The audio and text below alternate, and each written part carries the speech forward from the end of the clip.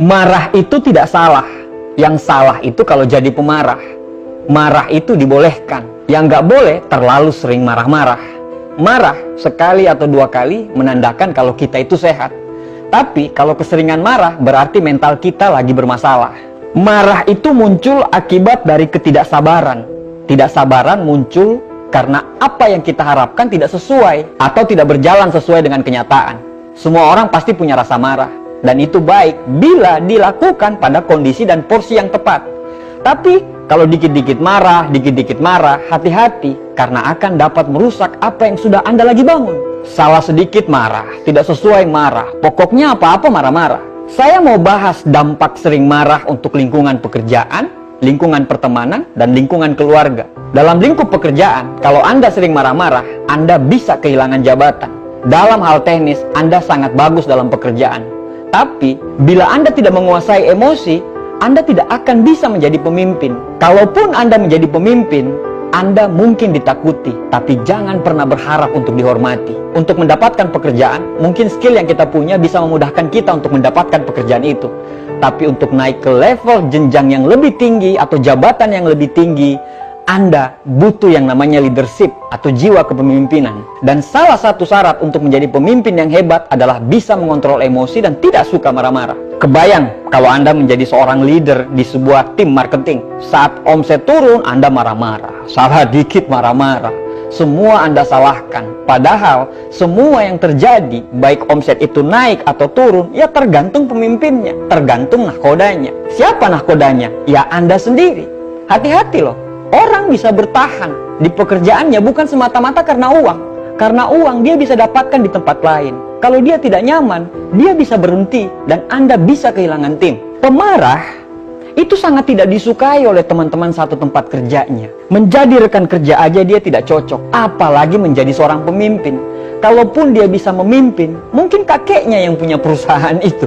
Dia mungkin ditakuti, tapi dia tidak akan pernah dihormati. Orang akan iya, nje di depan dia. Tapi di belakang dia akan dihujat habis-habisan. Intinya, ada dua cara orang bereaksi terhadap masalah dalam lingkungan pekerjaan.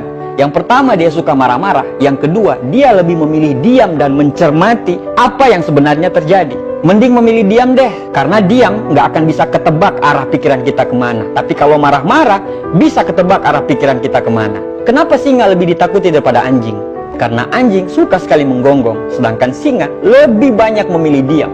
Dalam lingkungan pertemanan, kalau Anda suka marah-marah, Anda akan kehilangan banyak teman. Ya pastilah, mana ada orang yang mau berteman dengan orang pemarah.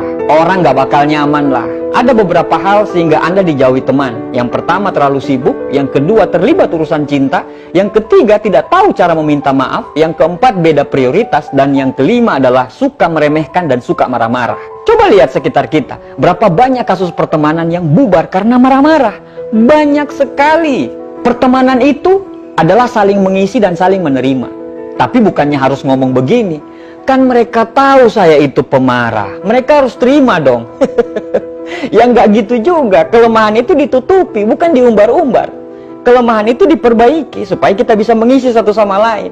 Pertanyaannya adalah, kamu suka nggak dengan temanmu yang suka marah-marah? Nggak suka kan? Nah begitu juga dengan temanmu juga nggak suka orang pemarah.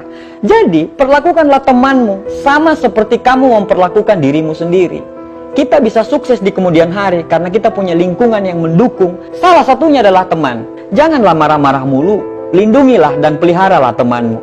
Anything is possible when you have the right people there to support you. Semuanya akan menjadi mungkin Anda raih bila Anda memiliki orang-orang yang tepat dalam mendukung Anda.